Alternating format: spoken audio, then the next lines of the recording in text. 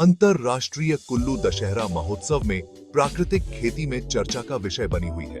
प्राकृतिक खेती के महत्व और इसके लाभों को उजागर करने के लिए कृषि विभाग की आत्मा परियोजना के तहत दशहरा स्थल में एक विशेष स्टॉल लगाया गया है। प्रदर्शनी के शुभारंभ के मौके पर प्रदेश के महामहिम राज्यपाल शिव प्रताप शुक्ल ने प्राकृतिक खेती की प्रदर्शनी की सराहना की और योजना के तहत किसानों के कल्याण के लिए किए जा रहे कार्यों को गति देने की बात कही। एक सप्ताह तक चलने वाली इस प्रदर्शनी में प्राकृतिक खेती में प्रयोग होने वाले घटकों, प्राकृतिक खेती विधि और इसके तहत मिलने वाले उपदान और प्राकृतिक खेती के उत्पादों को भी दर्शाया गया है।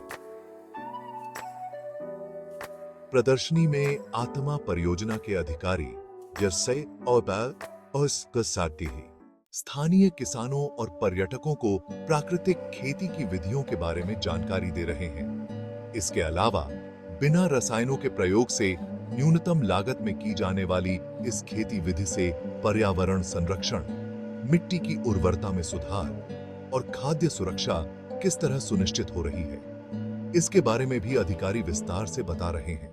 प्रदर्शनी स्थल में मौजूद आत्मा परियोजना की जिला परियोजना निदेशक डॉक्टर ऋतु गुप्ता ने विभाग के प्रयासों को साझा किया। उन्होंने बताया कि कैसे प्राकृतिक खेती को बढ़ावा देने के लिए विभिन्न योजनाएं लागू की जा रही हैं और इससे किस तरह किसान लाभान्वित हो रहे हैं। प्रदर्शनी में स्थानीय लोगों के साथ साथ देश विदेश से आए पर्यटकों ने बहुत रुचि दिखाई है।